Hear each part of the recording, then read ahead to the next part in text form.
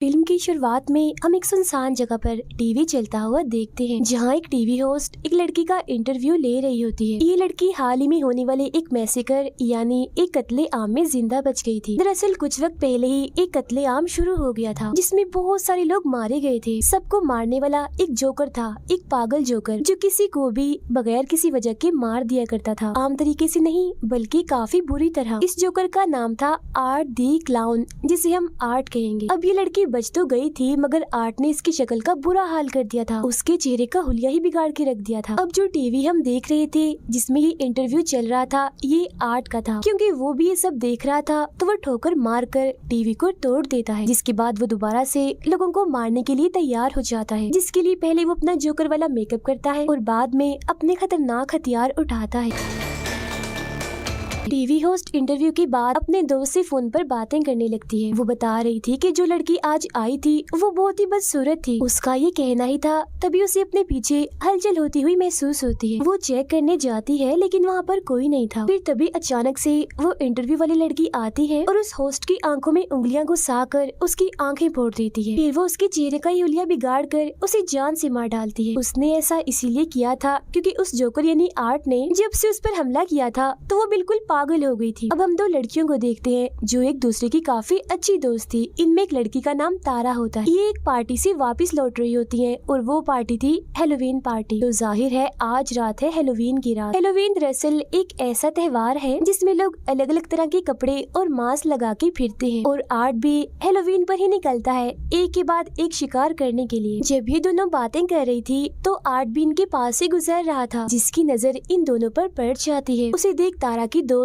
उससे मजाक करने लगती है, मगर अगले ही पल वो गायब हो जाता है। वो अब एक पिज्जा की दुकान पर आती है जहां आर्ट भी इनके पीछे पीछे आ जाता है। अंदर आते ही वो तारा को घूरने लगता है। ये चीज तारा को काफी अजीब लगती है, मगर उसकी दोस्त तो जाकर आर्ट के साथ तस्वीरें बनाने लगती। अब ये चीज भी उसे बिल्कुल पसंद नहीं आती। आर्ट एक मशीन से अंगूठी निकाल कर तारा को पहना देता है, जिससे तारा को तो बहुत गुस्सा आता है, लेकिन उसकी दोस्त को तो ये चीज भी काफी अच्छी लगती। अब वो वॉशरूम में जाकर उल्टी सीधी हरकतें करने लगता है, जिससे तंग आकर दुकान का मालिक उसे यहाँ से निकाल देता है। कुछ देर बाद वो दोनों भी वहाँ से निकलकर अपने घर जाने लगे, मगर देखते हैं कि गाड़ी का टायर तो पंचर है। अब तारा फौरन अपनी बहन जिसका नाम विक्टोरिया था उसे कॉल करके यहाँ बुला लेती है मदद के लिए। फिर वो अपनी दोस्त को कहती है कि मुझे वो जोकर ठीक नहीं लग रहा था और क्या पता टायर उसी ने पंचर किया हो, क्योंकि उसने हमारी गाड़ी देख ली थी। उधर आर्ट ने दुकान के मालिक को काफी बुरी तरह मार कर उसके चेहरे पर आग लगा दी होती है, जिसके बाद वो दूसरे वर्कर को भी पकड़ कर उस पर भी हमला कर देता है। वो उसे भी मार कर उसके चेहरे की जिल्दी निकाल देता है।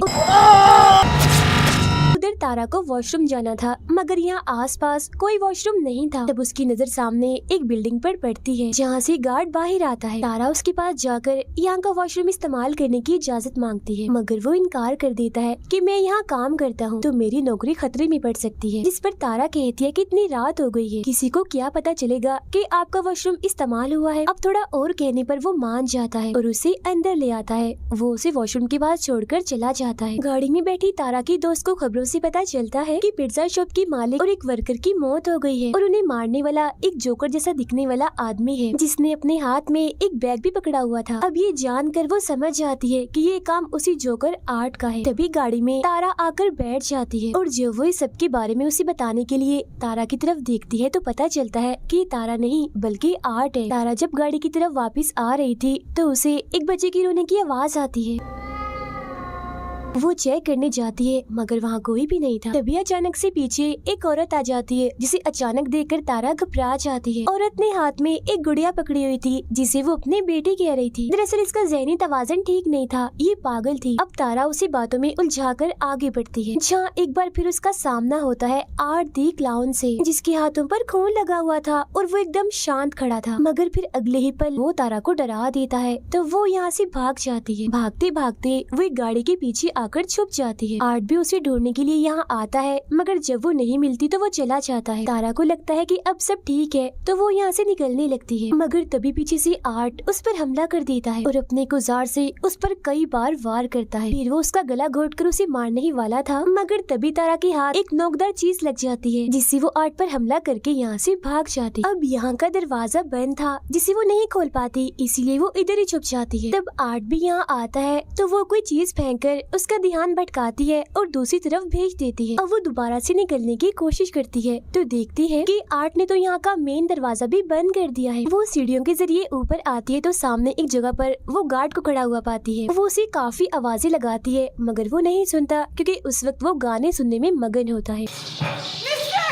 अब उसकी आवाज सुनकर आर्ट वहाँ आ जाता है और पीछे से उसे पकड़कर गले में इंजेक्शन लगाकर बेहोश कर देता है। अगले सीन में जब तारा को होश आती है तो वो खुद को एक कुर्सी पर बंधा हुआ पाती है। उसके मुंह पर भी टेप लगी हुई थी। उसके पास ही में आर्ट भी बैठा होता है और जब वो देखता है कि तारा को होश आ गई है तो वो उसे अपने हथियारों से डराने लगता है। फिर वो लाता है एक आरी और सामने का पर्दा हटाता है जहाँ उसने तारा की दोस्त को उल्टा लटकाया हुआ था, क्योंकि गाड़ी में जब वो उसके साथ आकर बैठा था तो उसने तभी उसे पकड़ लिया था। अब वो यहाँ बेरहमी की सारी हदें ही पार कर देता है। वो आरी से उसका पेट ही काट कर 2 हिस्सों में बांट देता है। अपनी दोस्त का इतना बुरा हाल देखकर तारा की तबीयत भी खराब होने लगती है, मगर फिर वो हिम्मत करती है और काफी कोशिश करने के बाद खुद को छुड़वा लेती है। वो उसी के हथियार से आर्ट पर हमला करके यहाँ से भाग जाती है। आर्ट भी उसके पीछे पीछे जाकर ढूंढने लगता है मगर वो पीछे से आकर एक बार फिर उस पर हमला कर देती है। वो उसे काफी देर तक मारती रहती है।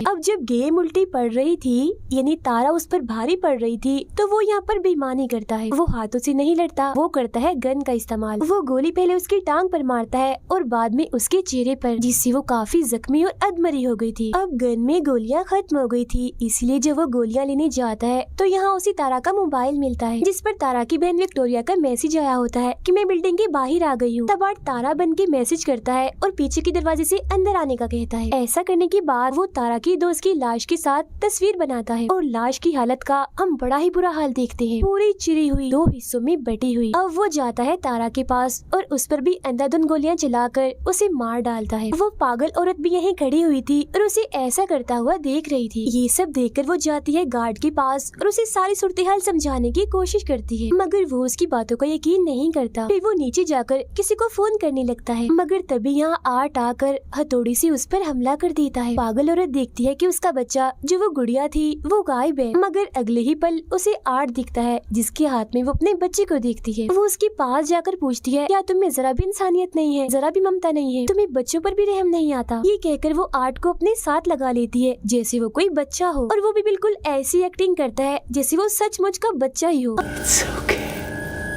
विक्टोरिया भी अंदर आ गई थी और वो तारा को फोन करती है तो बेल की आवाज जब अंदर से आती है तो वो वहाँ चेक करने जाती है। अंदर आकर तो उसके होश उड़ जाते हैं क्योंकि वहाँ वो तारा की दोस्त की कटी हुई लाश देखती है। तभी उसे एक लड़की की आवाज सुनाई देती है। विक्टोरिया समझती है कि ये तारा है, इसीलिए वो चेक करने जब नीचे जाती है तो वहाँ एक औरत को जमीन पर देखती है जो रेंग रही थी क्योंकि काफी जख्मी थी। वो तारा समझकर उसके पास जाती है, मगर तभी उसकी नजर वहाँ पड़ी उस पागल औरत पर जाती है। वो भी काफी जख्मी थी क्योंकि आर्ट ने उसके सीने और सर को काट के बुरा हाल कर दिया था। उसकी हालत बस मरने ही वाली थी। अब यहाँ सवाल ये आता है कि पागल औरत तो इधर ही है, तो ये कौन है जो विक्टोरिया के सामने पड़ी हुई है अपना सर नीचे करके? और फिर तभी हम जान पाते हैं कि ये और कोई नहीं बल्कि आर्ट है जो उसे अपने जाल में फंसाने के लिए यहाँ औरत का भेष बनाकर लेटा हुआ था। वो उस पर भी हमला कर देता है, मगर विक्टोरिया जैसे तैसे करके अपनी जान बचाकर यहाँ से निकल जाती है। वो ऊपर जाकर एक अलमारी में छुप जाती है। तभी यहाँ आर्ट भी आ जाता है जो ये जान चुका था कि वो अलमारी में छुपी है, मगर इससे पहले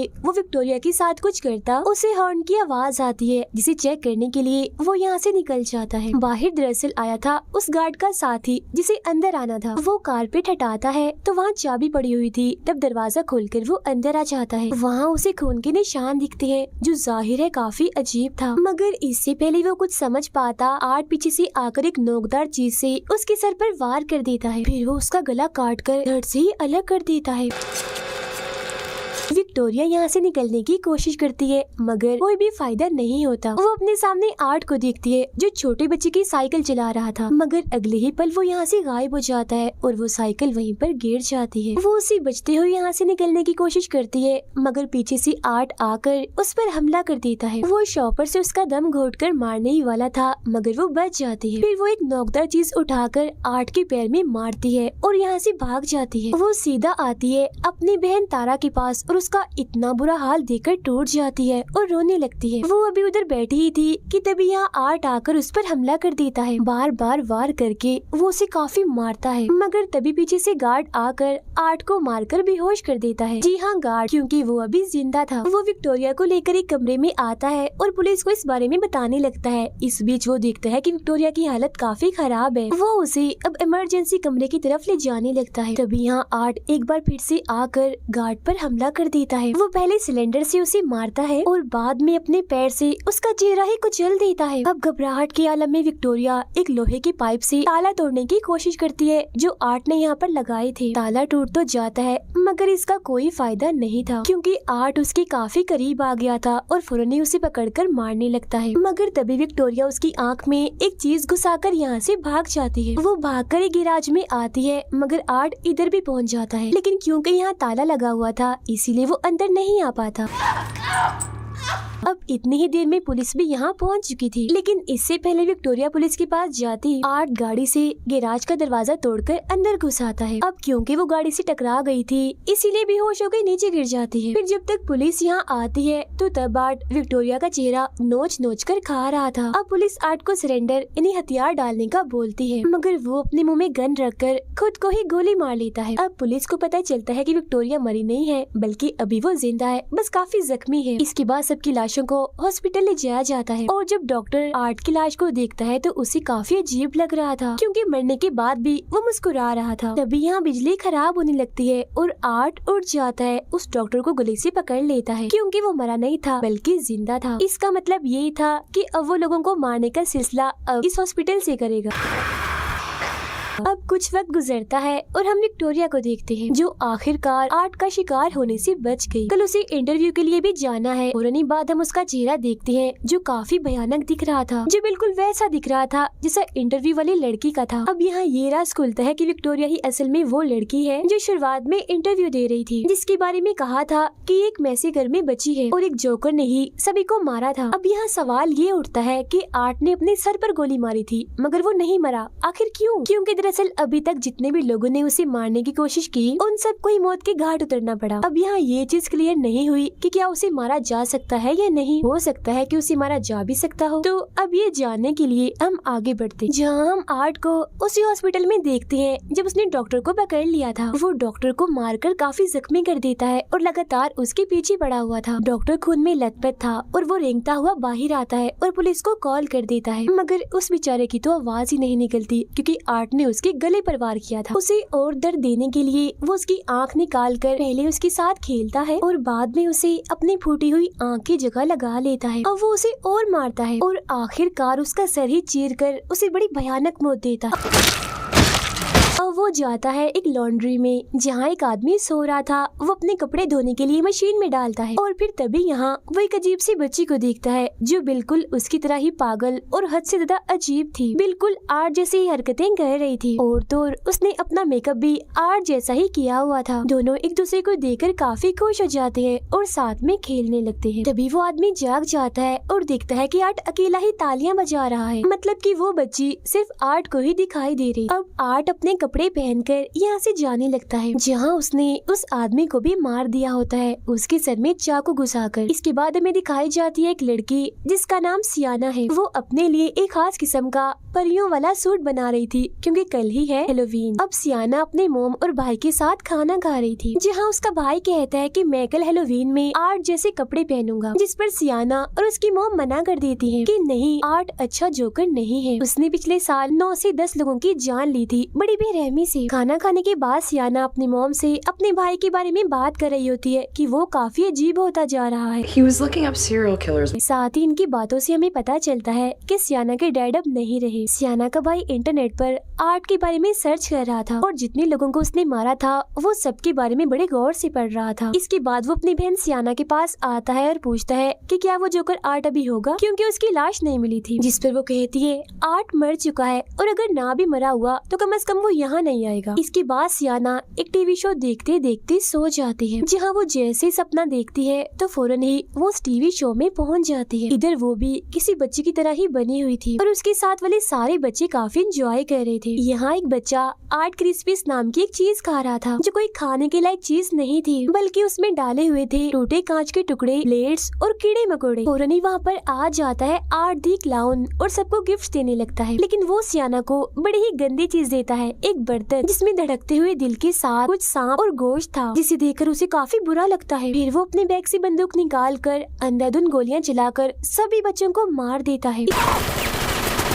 इस बीच सियाना भी जख्मी हो गई थी मगर जिंदा थी। वो आगे बढ़ती है तो आर्ट उस पर आग फेंकता है, तो वो एक बॉक्स में से तलवार निकालकर आगे कर देती है, जिससे आग उसका कुछ भी गाड़ नहीं पाती। असल में ये तलवार काफी ताकतवर थी, जो सियाना को उसके डैड ने दी थी। अब इतना भयानक सपना देखकर वो डरते हुए अचानक से जाग जाती है और देखती है कि सच में उसके सामने वाले टेबल और टीवी पर आग लग चुकी है। तब उसकी मॉम जल्दी से यहाँ आकर आग बुझाती है। सब कुछ नॉर्मल होता है तो सियाना की मॉम उससे पूछती है कि तुमने जलती हुई मोमबत्तियाँ टेबल पर क्यों छोड़ी, जिस पर वो कहती है, मॉम मैंने तो मोमबत्तियों को जलाया तक नहीं था। सियाना अपने कमरे में जाकर उस तलवार को देखती है, जहाँ वो बिल्कुल ठीक पड़ी थी, उसे कुछ भी नहीं हुआ था। उधर आर्ट हेलोवीन की तैयारी कर रहा था, मतलब वो तेजधार हथियार बना रहा था मैसेकर करने के लिए। वो अजीब बच्ची जो उसके साथ ही टीवी चलाती है और वही शो देखने लगती है जिसमें टीवी होस्ट विक्टोरिया का इंटरव्यू ले रही थी, जिसके बाद हमने देखा था कि आर्ट ने ठोकर मारकर टीवी तोड़ दिया था। तो यहाँ भी वो ऐसा ही करता है, क्योंकि ये वही सीन है। स्कूल में सियाना का भाई और उसके दोस्त एक मरे हुए चूहे को देख रहे थे। तभी यहाँ टीचर आती है और तीनों को डांटकर क्लास में जाने का कहती है। क्लास खत्म होने के बाद जब सियाना का भाई नीचे आता है तो वो अपने सामने पाता है आर्ट और उस अजीब बच्ची को, जो उस मरे हुए चूहे के साथ खेल रहे थे। उन्हें देखकर वो डरने लगता है। तभी उन दोनों की नजर भी उस पर पड़ जाती है, जो देख डरते हुए वो यहाँ से भागने लगता है। मगर रास्ते में ही एक टीचर उसे देख लेती है और वो उसे रोकने की कोशिश करती है, मगर वो नहीं रुकता। तब चेक करने के लिए वो टीचर जब अंदर जाती है तो जमीन पर मरे हुए चूहे को देखती है, जो देख उसे लगता है कि ये काम जरूर सियाना के भाई का ही है। सियाना को हम अपने दोस्तों से बातें करते हुए देखते हैं, जहाँ वो आर्ट की बातें कर रही थी और ये भी कि उस भयानक दिखने वाली विक्टोरिया ने टीवी होस्ट की आंखें फोड़ दी। अब ये सारी बातें सुनकर सियाना को काफी अजीब सा महसूस होने लगता है और वो यहाँ से उठकर चली जाती है। उसकी दोस्तें भी उसके पास आकर पूछती हैं कि आखिर बात क्या है, तुम इतनी घबराई हुई क्यों हो। जो सुन सियाना उन्हें अपने सपने के बारे में बताती है, साथ ही वो काफी डरी हुई भी थी। Candles burning.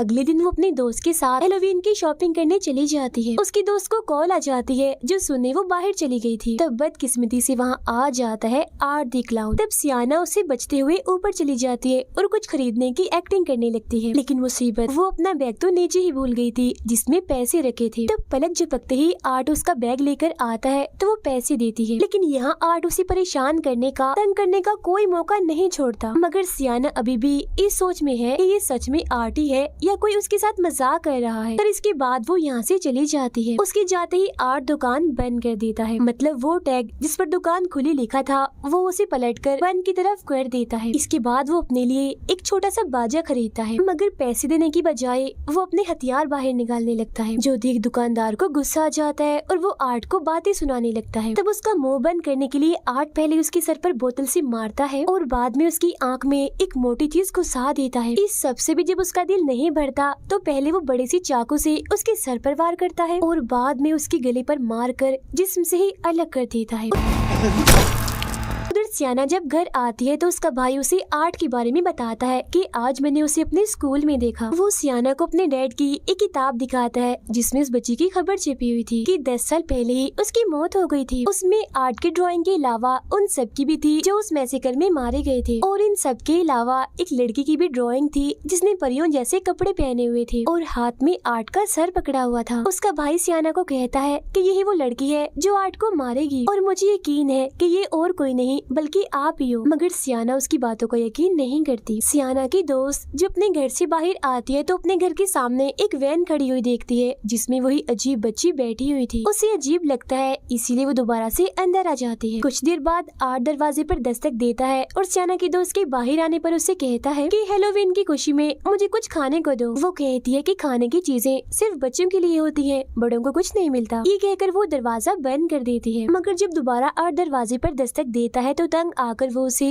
खाने की चीजें दे देती है। अब तभी उसकी नजर आर्ट के बैग में जाती है जिसमें कुछ हथियार और औजार थे जिन पर खून लगा हुआ था। उधर सियाना भी हैलोवीन पार्टी के लिए तैयार होने लगती है। अब जब सियाना की दोस्त अकेली थी तो उसे नीचे से कुछ आवाजें सुनाई देती हैं। वो चेक करने जब नीचे आती है तो देखती है कि शीशे का दरवाजा टूटा हुआ है क्योंकि घर में आर्ट घुस आया था और वो यहाँ ऐसे घूम रहा था जैसे घर उसका ही हो। अब जब उसकी नजर सियाना की दोस्त पर पड़ती है तो वो उसके पीछे पड़ जाता है। वो बचने के लिए अपने कमरे में आती है लेकिन आर्ट आखिरकार उसे पकड़ ही लेता है। पहले वो उसके चेहरे पर कट मारता है जिससे उसकी आंख भी कट जाती है, जिसके बाद वो उसके सर की जिल्द काट कर बालों वाले हिस्से को ही अलग कर देता है।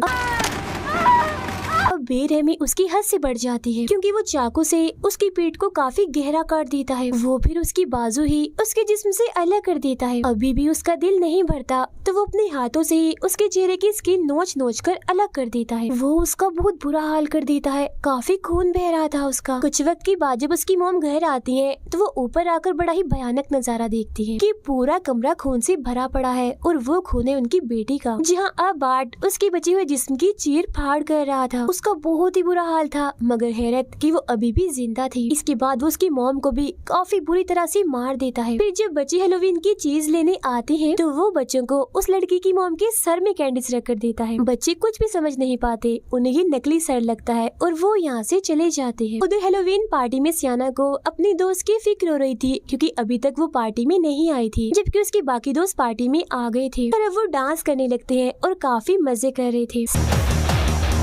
सियाना के भाई को हम उसके कमरे में देखते हैं क्योंकि उसकी मॉम ने उसे पार्टी में जाने नहीं दिया था। आर्ट के बारे में बताने के लिए वो अपनी मॉम को अपने डैड की वही किताब दिखाता है जिसे उसकी मॉम फाड़ देती है। वो अपनी मॉम से बदतमीजी करता है तो वो उसे थप्पड़ लगा देती है तो वो गुस्सा होकर अपने घर से निकल जाता है। फिर जब उसकी मॉम बाहर आती है तो देखती है कि उनके बेटे ने सब कुछ खराब कर दिया है, यहाँ तक कि गाड़ी भी गंदी कर दी थी और उस पर अपनी माँ के लिए गाली लिख दी थी, जो देख उसकी मॉम को काफी बुरा लगता है। सियाना के भाई को वही वैन दिखती है जिसमें वो उसी अजीब सी बच्ची को बैठा हुआ पाता है। ये देखकर तो उसकी हालत ही खराब हो जाती है और वो फौरन ही अपने घर की तरफ भाग जाता है। अब सियाना की मॉम गाड़ी साफ करने लगती है इस बात से अनजान होकर कि इसमें आर्ट बैठा हुआ है, जिसका साफ मतलब था कि गाड़ी का ऐसा हाल और किसी ने नहीं बल्कि आर्ट ने किया है। फिर जैसे वो शीशा साफ करती है अंदर आर्ट को बैठा हुआ देख लेती है, मगर कुछ सोचने समझने का मौका दिए बगैर वो उनके सर पर गोली मारकर हट से ही अलग कर देता है। जब सियाना का भाई घर आता है तो देखता है कि आर्ट ने उसकी मॉम की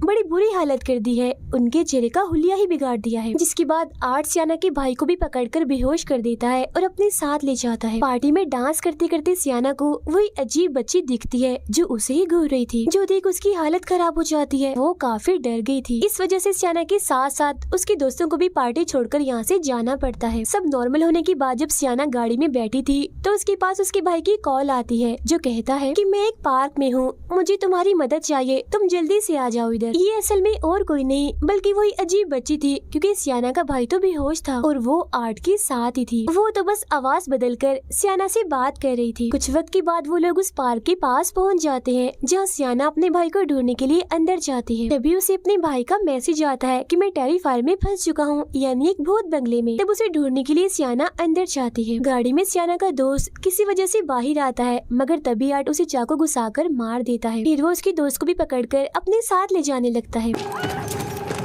मगर वो आर्ट को टांग मारकर जैसी तैसी बच जाती है और यहाँ से भाग जाती है। भागते भागते वो एक ऐसे कमरे में जाती है जहाँ चारों तरफ दीवारों पर खून लगा हुआ था। तभी इधर आर्ट भी आ जाता है और उसके चेहरे पर तेजाब डाल देता है जिससे उसका सारा चेहरा जलकर झुलस जाता है। चेहरे का बुरा हाल हो जाता है। फिर वो अपने तेज कीलों वाले हथियार से बार बार उसे मारकर बची हुई कसर भी पूरी कर देता है और उसे भी बड़ी बेरहमी वाली मौत देता है। तभी यहाँ सियाना भी आ जाती है और अपने दोस्त की इतनी बुरी हालत देखकर काफी डर जाती है। इधर आर्ट भी खड़ा था मगर इससे पहले वो सियाना को मारता पीछे से आ जाता है उसका भाई, जिसे देखकर सियाना यहाँ से भागने का कहती है और फिर आर्ट की टांग में एक लकड़ी घुसा देती है मगर बेचारी की किस्मत खराब थी, वो उल्टा उसी से ही पिट जाती है। आर्ट उसे इधर उधर पटक पटक कर काफी मारता है। सियाना का भाई जब यहाँ से भाग रहा होता है तो तभी आर्ट उसे पकड़ लेता है और बुरी तरह उस पर वार करने लगता है। फौरन इधर सियाना आती है और कई बार आर्ट को मारकर उसे जख्मी कर देती है और अपने भाई को लेकर यहाँ से भाग जाती है। लेकिन आर्ट उनका पीछा करते करते यहाँ भी आ जाता है। वो एक बार फिर सियाना के भाई को कैंची वाली तलवार से पीटने लगता है। सियाना उसे बचाने की कोशिश तो करती है मगर खुद भी काफी पीट जाती है। उसके जिस्म के अलग अलग हिस्सों पर कट्स लग जाते हैं जिससे जाहिर है उसे काफी तकलीफ होती है, मगर किसी तरह दर्द बर्दाश्त करके वो आर्ट से उसका हथियार छीन लेती है। जहाँ अब बाजी पलट जाती है क्योंकि अब वो आर्ट को बुरी तरह मार रही थी।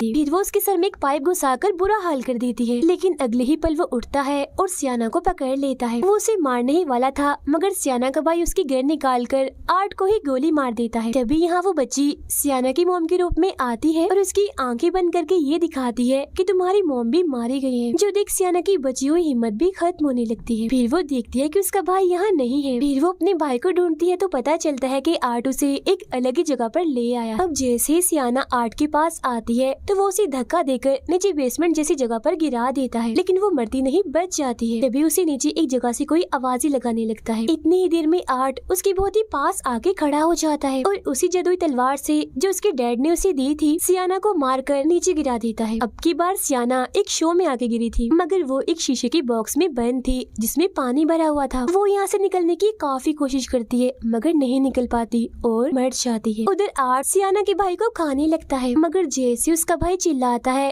तो उस तलवार में एक जादुई रोशनी जलती है जिससे सियाना भी वापिस से जिंदा हो जाती है। जिसके बाद वो गुस्से में भरे उस बॉक्स से बाहर आकर अपने डैड की तलवार से आर्ट पर हमला कर देती है और उसका सर ही धड़ से अलग कर देती है। और अब आखिरकार जाकर उस पागल जोकर आर्ट की मौत हो जाती है जिससे वो दोनों भी खुश हो जाते हैं और सुकून की सांस लेते हैं। मगर तभी इधर वो अजीब सी बच्ची आती है और आर्ट का सर उठाकर ले जाती है। इसके बाद हम एक हॉस्पिटल का सीन देखते हैं जहाँ विक्टोरिया, जिसका चेहरा काफी भयानक था, वो एक जगह पर बैठी होती है। कुछ वक्त के बाद वो आर्ट की सर को पैदा करती है बच्चे की तरह और उसे चाटने लगती है। आवाजें सुनकर नर्स जब वहाँ आती है तो वो डर जाती है ये देखकर कि उसकी गोद में आर्ट का सर है। साथ ही विक्टोरिया इधर काफी डरावना हंसने लगती है जैसे अब आर्ट की आत्मा उसमें आ गई हो। इसी के साथ ही इस फिल्म के दोनों पार्ट्स यहीं पर ही खत्म हो जाते हैं।